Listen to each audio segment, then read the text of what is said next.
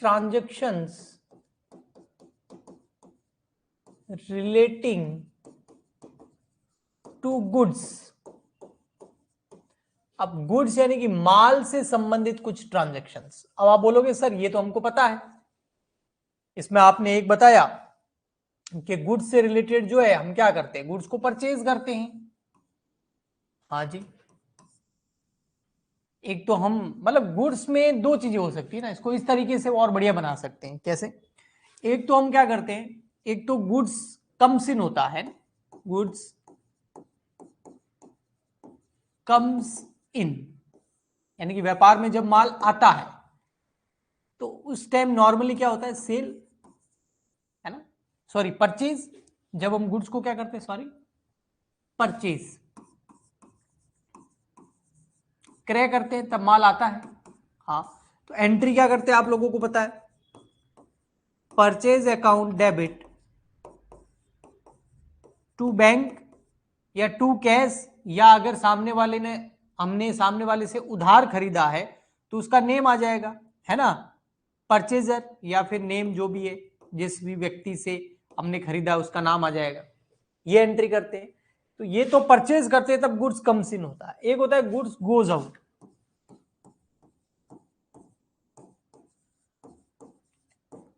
अब यहां पर मामला देखना, गोज आउट के केस में कब होता है, तो अभी तक हमने देखा जब हम गुड्स को क्या करते हैं, सोल्ड, बेचते हैं, तब गुड्स गोज आउट होता है। तो ये एक पॉइंट है, केवल गुड्स गोज आउट बेचने के मामले में नहीं होता है, और भी होता है, लेकिन अभी तक हमने ये पढ़ा है कि जब हम गुड्स को बेच देंगे तो गोज आउट होगा।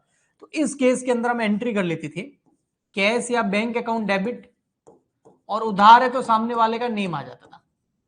तो इन तीनों में से कोई एक चीज डेबिट हो जाती थी और गुड्स जाता था तो हम कर देते थे टू सेल्स अकाउंट, ये करते थे हम एंट्री। तो अभी तक ये दो एंट्री तो हमने कर रखी है, समझ रखी है। ओके, ठीक है। अब नेक्स्ट देखो आप, और गुड्स गोज आउट कैसे हो सकता है, और भी हो सकता है। और कैसे हो सकता है, मैं कुछ आपको पॉइंट्स बताता हूं, ठीक है। पॉइंट नंबर बी, अगर हम गुड्स को डोनेट कर दे तो, यानी कि माल का दान दे दे तो, डोनेशन ऑफ गुड्स हो जाए तो,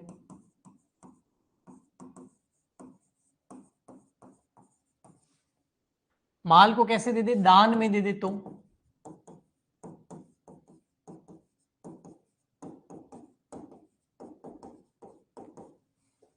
अगर हमने गुड्स क्या दे दिया, डोनेशन में दे दिया। अब एंट्री बताओ।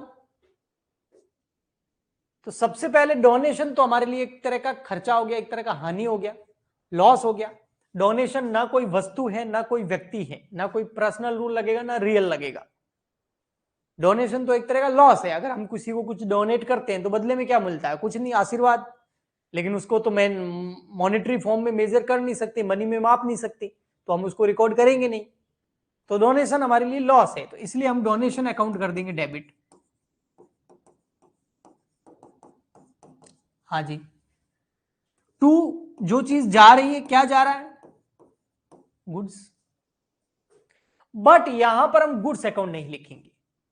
अब यहां जो सेल भी नहीं लिख सकते क्योंकि बेचा नहीं है, बदले में पैसे नहीं मिलेंगे।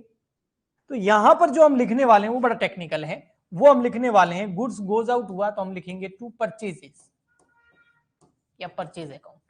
अब आप बोलोगे सर परचेज अकाउंट क्यों लिखा, खरीद थोड़ी रहे, कम सीन थोड़ी हो रहा है। तो मैं बताता हूं उसका रीजन, इसीलिए मैंने ये दोनों यहां पर बनाए। जब गुड्स परचेज करते हैं तो डेबिट, है ना, गुड्स परचेज करते हैं तब डेबिट, गुड्स कम्स इन होता है तब डेबिट, गोज आउट होता है तो हम सेल कर देते हैं। लेकिन गोज आउट अगर सेल करे तो, विक्रय करे तो, पैसा मिले फ्यूचर में या अभी, तो डोनेट कर रहे हैं पैसा नहीं आएगा। तो परचेज अकाउंट को फिर भी हमें क्या करना पड़ेगा, क्रेडिट करना पड़ेगा, क्योंकि परचेज अकाउंट डेबिट है ना। मान लेते हैं फॉर एग्जाम्पल के लिए हमने 10,000 रुपए का गुड्स परचेज किया, समझना इस चीज को, समझना बेटा, 10,000 रुपए का गुड्स परचेज किया, ठीक है। अब उसमें से हमने 2,000 का डोनेट कर दिया। कितने का डोनेट कर दिया, 2,000 रुपए का डोनेट कर दिया। तो यह परचेज कितना किया, 10,000। परचेज अभी भी 10,000 दिखा रहा है, लेकिन अंदर जाके गुड्स चेक करेंगे तो 8,000 ही मिलेगा। तो 2,000 कहां गया, वो तो डोनेट कर दिया ना। तो इस परचेज को हमें क्या करना पड़ेगा, क्रेडिट, ताकि ये परचेज और ये परचेज जब कटे तो परचेज डेबिट है 10 से, क्रेडिट हो 8 से, तो परचेज यहां पर कितना बच जाए, क्रेडिट है 2 से, तो परचेज यहां कितना बच जाए 8000। बट अकाउंट्स के अंदर ऐसी काटाकुटी नहीं होती है, ऐसे हम क्रॉस नहीं लगा सकते।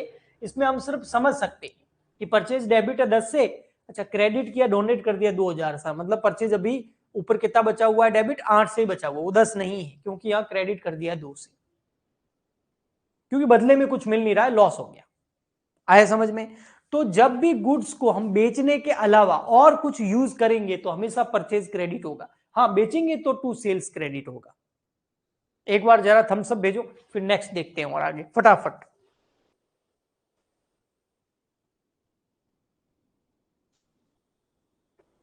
फटाफट भेजो। और क्या क्या गुड्स का यूज कर सकते हैं हम सेल के अलावा।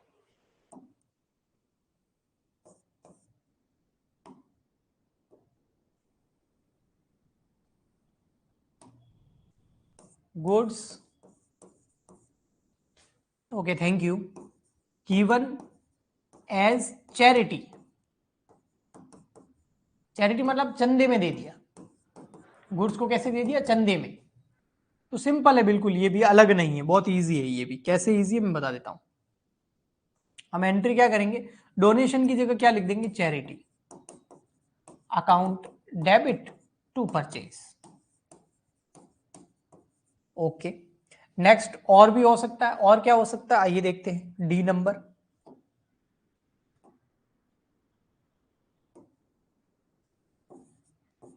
गुड्स यूज्ड फॉर, या goods withdrawal for personal use, है ना। हाँ गुड्स यूज्ड फॉर, या गुड्स विड्रॉल, विड्रॉल लिख सकते हैं हम,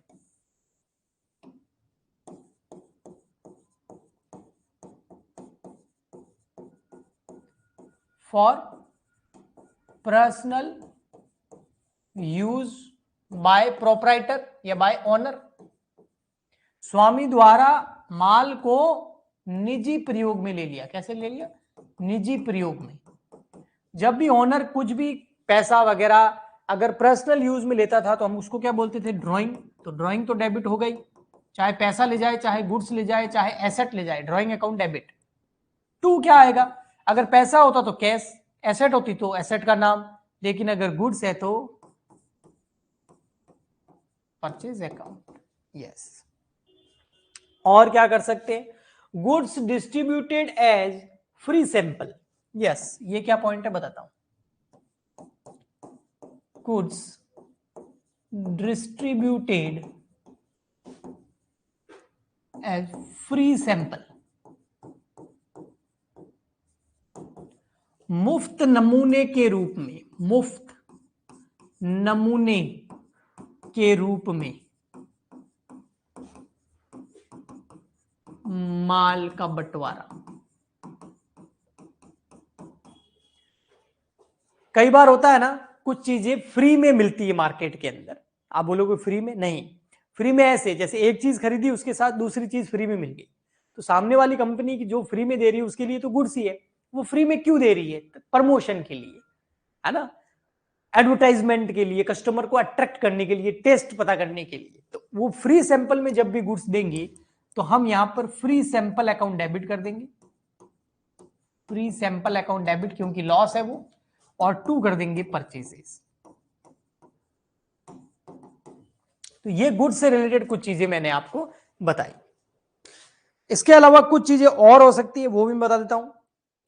ये तो हमने फ्री सैंपल वगैरह में बांट दिया, एक चीज और हो सकती है, point number F, goods lost by fire, earthquake, flood etcetera. यदि माल आग से, आग या फिर भूकंप या फिर बाढ़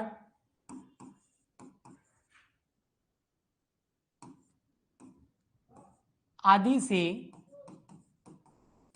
नष्ट हो जाए या हानि हो जाए। तो सब कई बार होता है ना, गोदाम में आग लग गई, कोई अर्थक्वेक भूकंप आ गया, कोई नेचुरल डिजास्टर बोल सकते हैं इसको, हम क्या बोल सकते हैं, क्या हो जाए अगर नेचुरल डिजास्टर हो जाए,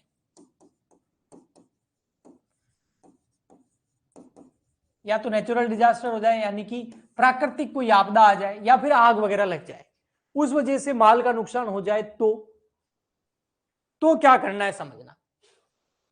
तो हम क्या करेंगे, एंट्री तो यही करेंगे, लॉस बाय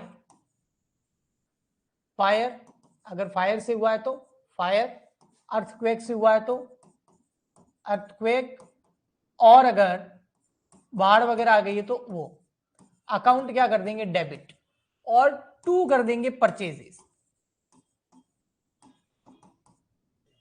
ये हम कर देंगे, ठीक है, ये एंट्री हम कर देंगे। बट अब यहां समझना, अगर इंश्योरेंस नहीं करवा रखा है गुड्स का तो ये एंट्री हो जाएगी कि भी लॉस हो गया, परचेज क्रेडिट, मामला खत्म। लेकिन अगर हमने हमारे इंश्योरेंस गुड्स का इंश्योरेंस करवा रखा है तो बीकॉम के अंदर इंश्योरेंस नाम से चैप्टर भी है ना, जिसके अंदर माल का क्या कराते हैं, बीमा, गुड्स का क्या कराते हैं, बीमा कराते हैं, इंश्योरेंस करवाते हैं। जो ओल्ड स्टूडेंट है उनको करवाया मैंने, है ना। तो अगर इंश्योरेंस करवा रखा है तो फिर देखिए, इफ गुड्स इंश्योर्ड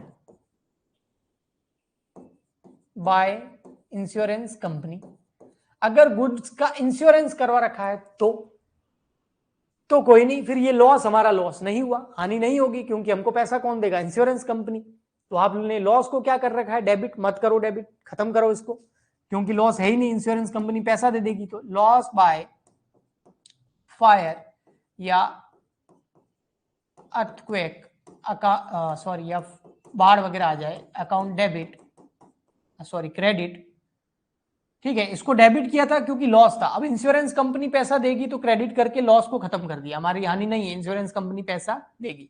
मैं बोल रहा हूं इंश्योरेंस कंपनी पैसा देगी, मतलब अभी तक दिया नहीं है, यस, तो अभी पैसा लेना है किससे, इंश्योरेंस कंपनी का, क्यों, क्योंकि लॉस हो गया।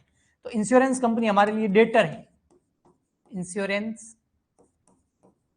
कंपनी अकाउंट डेबिट, डेटर मतलब उससे पैसे लेने हैं। तो इंश्योरेंस कंपनी क्या हो जाएगी, डेटर हमारे लिए, sorry spelling mistake, insurance company account debit, okay. लेकिन अगर इंश्योरेंस कंपनी से पैसा मिल जाएगा जब, इफ क्लेम, दावा किया होगा हमने, रिसीव फ्रॉम इंश्योरेंस कंपनी, अगर इंश्योरेंस कंपनी से क्लेम मिल जाए तो हम ये देखेंगे कि वो जो क्लेम मिला है इंश्योरेंस कंपनी से, हाँ वो फुल मिला है,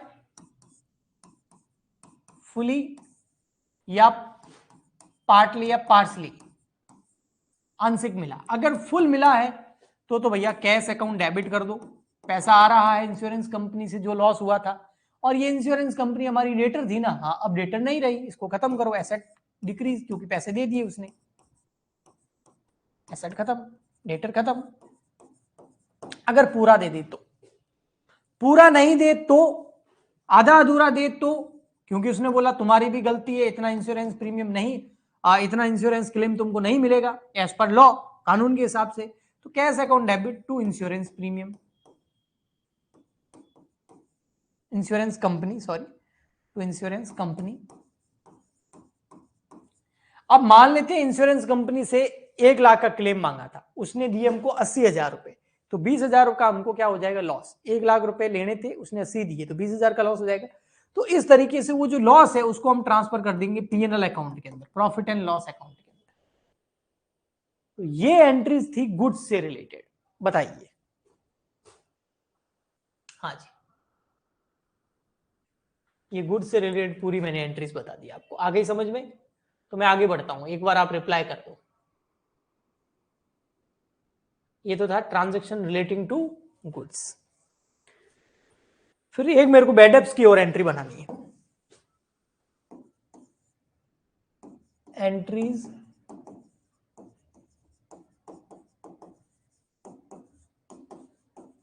बैड डेब्ट्स या डेटर्स। तो देखिए इसको मैं एग्जांपल से समझाता हूं। ये है हमारा व्यापार, छोटा सा बिजनेस। हमने क्या किया, इस पर्सन को जिसका नाम है मिस्टर एक्स, तो मिस्टर एक्स को हमने गुड्स सोल्ड कर दिया, गुड्स सोल्ड। कैसे बेचा हमने, उधार, क्रेडिट पे बेचा। कितने का सेल किया, मान लेते हमने गुड सेल किया इसको 50,000 रुपए का। तो हमने एंट्री क्या करी होगी, हमने एंट्री करी होगी mister X account debit to sales, कितने से, 50,000 से। ठीक है, ओके। अब यहां पर हमने बैलेंस शीट के अंदर डेटर कितने के दिखा दिए, डेटर्स 50,000, क्योंकि हमको मिस्टर एक्स से 50,000 लेने हैं। ठीक है, फिर क्या हुआ, पता चला मिस्टर एक्स जो है, हाँ, वो इंसॉल्वेंट हो गया। इंसॉल्वेंट, इंसॉल्वेंट मतलब दिवालिया हो गया। और दिवालिया प्रोसेस वगैरह कौन करता है, कोर्ट करता है। ठीक है, तो मिस्टर एक्स दिवालिया हो गया। दिवालिया कब होता है, जब किसी पर्सन की लायबिलिटी बहुत ज्यादा हो जाती है और उसकी एसेट कम। तो कोर्ट ने क्या किया, मिस्टर एक्स ने बोला कोर्ट को, जाके अर्जी लगा दी, भाई साहब इंसॉल्वेंट डिक्लेयर कर दो, लोग मार देंगे मेरे को। कोर्ट ने बोला चल ठीक है, आजा, तेरी कितनी एसेट है लेके आ। कोर्ट ने ऑर्डर देता है, लिक्विडेटर को अपॉइंट करता है, और वो फिर क्या करता है, जो मिस्टर एक्स है, कोर्ट क्या करता है, मिस्टर एक्स की सारी एसेट बेच देता है और उससे जितनी लायबिलिटी पे हो सकती है कर देता है। पूरी तो हो नहीं सकती, पूरी हो सकती तो इंसॉल्वेंट क्यों होता, दिवालिया क्यों होता। मान लेते हैं मिस्टर एक्स की सारी एसेट बेचने के बाद सारी लायबिलिटी पे जितनी हो सकती थी वो करी, तो सबको बराबर देखा पैसा। तो ऐसा हुआ कि केवल कुछ पैसे ही मिले, तो हमको भी कुछ पैसे मिले क्योंकि मिस्टर एक्स इंसॉल्वेंट हो गया। तो हमको कितने मिले, हमको मिले बैंक अकाउंट डेबिट, चेक मिला हमको, कितने का, हमको मिला चेक 30,000 रुपए का। लेकिन हम मिस्टर एक्स से मांगते कितने थे, 50,000, लेकिन मिले कितने, 30। बाकी के 20,000 क्या फ्यूचर में मिलेंगे, नहीं मिलेंगे, इंसॉल्वेंट हो गया, वो दिवालिया हो गया है, उसका दिवाला निकल गया, वो खत्म हो गया। अब हम उसको चाह कर भी उससे मांग नहीं सकते, क्योंकि ये ऐसा ही लॉ है, ऐसा कानून है कि एक बार अगर कोई पर्सन इंसॉल्वेंट हो जाता है तो फिर उससे कोई पैसा मांग नहीं सकता, क्योंकि अपनी उसने सारी एसेट बेच के जितनी लायबिलिटी पे कर सकता था वो कर दी। अब उसको तंग ना किया जाए वरना आप पे कोर्ट केस हो जाएगा। अच्छा, तो फिर मिस्टर एक्स से कभी पैसे आएंगे नहीं, तो इस डेटर को तो पूरा खत्म करो क्रेडिट करके मिस्टर एक्स अकाउंट। अगर आते तो पड़ा रहने देता 50,000। तो भाई साहब यहां तो हमको सीधा सीधा 20,000 रुपए का तो लॉस हो गया ना, हाँ हो गया। इसको बोलते हैं bad debts, bad debts account, इसको क्या बोलते हैं, बैड डेब्ट्स। तो बैड डेब्ट्स क्या है, बैड डेब्ट्स है डूबत ऋण, और डूबता कब है, जब कोई डेटर हो जाता है इंसॉल्वेंट, दिवालिया। अब मैं एक थर्ड एंट्री जो बता रहा हूं वो मान लेते हैं आफ्टर 5 ईयर। ऐसा जरूरी नहीं है हो, ये जो एंट्री है इसकी 5 साल बाद की जो मैं कहानी बता रहा हूं, इसकी एंट्री होने की संभावना बहुत कम होती है, बट फिर भी मैं मान रहा हूं। उसके बाद क्या किया, मिस्टर एक्स ने अपनी जर्नी लाइफ वापस से स्टार्ट करी, मेहनत वगैरह करी और खूब मिस्टर एक्स पैसे वाला हो गया। एक दिन अपन की दुकान के आगे से निकला और अपन को बोला, अरे यार उस टाइम तो मेरे पास पैसे थे नहीं देने के लिए, अब तो मैं पैसा खूब छाप लिया है मैंने, तो मैं चाहता हूं कि तुम मेरे से कितने मांगते थे बताओ। हमने बोला भाई साहब 20,000 रुपए मांगते थे। मिस्टर एक्स ने यूं दे दिए 20,000 रुपए, क्योंकि अमीर हो गया, वो पैसे वाला हो गया। तो इसको बोलते हैं, अगर हो जाए, मान लेते हैं कोई बंदा हो जाए और बैड डेब्ट्स, और बाद में वो अगर पैसा लौटाना चाहे अपनी मर्जी से, तो उसको बोलते हैं बैड डेब्ट्स रिकवर्ड, डूबत ऋण वापसी। लेकिन ऐसा जरूरी नहीं है होगी। एक चीज और समझ लेना, मिस्टर एक्स अगर चाहे तो ही हमें पेमेंट कर सकता है, हम मिस्टर एक्स से मांग नहीं सकते। क्योंकि वो इंसॉल्वेंट हो चुका है। बाद में भले करोड़ों कमा ले तो भी हम नहीं मांग सकते, वो चाहे तो अपनी मर्जी से दे सकता है। तो बैड डेब्ट्स रिकवर्ड सामने वाली मर्जी के ऊपर डिपेंड करता है। और अगर बैड डेब्ट्स रिकवर होता है तो हम एंट्री करेंगे, पैसा आएगा बैंक या कैश जो भी है, अकाउंट डेबिट, मान लेते हैं 20,000 रुपए वो लौटा के चला गया। 2, क्या मिस्टर एक्स लिखूंगा क्योंकि गिवर वो है? नहीं, यहां ये हमारे लिए एक तरह की इनकम है, एक तरह की आय है, और आय हमेशा क्रेडिट होती है, इनकम क्रेडिट होती है एज पर नॉमिनल रूल। तो हम लिखेंगे bad debts recovered. Sir x को क्यों नहीं लिखा? क्योंकि एक्स का अकाउंट में पूरा पहले ही क्लोज कर चुका हूं। ये देखो, मिस्टर एक्स डेबिट था 50 से, क्रेडिट भी कर दिया था 50 से, तो वो ऊपर है ही नहीं अकाउंट डेबिट, तो क्रेडिट क्यों करूंगा? और मिस्टर एक्स से कोई मतलब नहीं है, बैड डेब्ट्स रिकवर्ड हो गया, उसकी मर्जी है वो दे या नहीं दे। उसने दे दिए तो ठीक है, नहीं देता तो ये एंट्री नहीं होती, बस खत्म। आया समझ में? बताइए।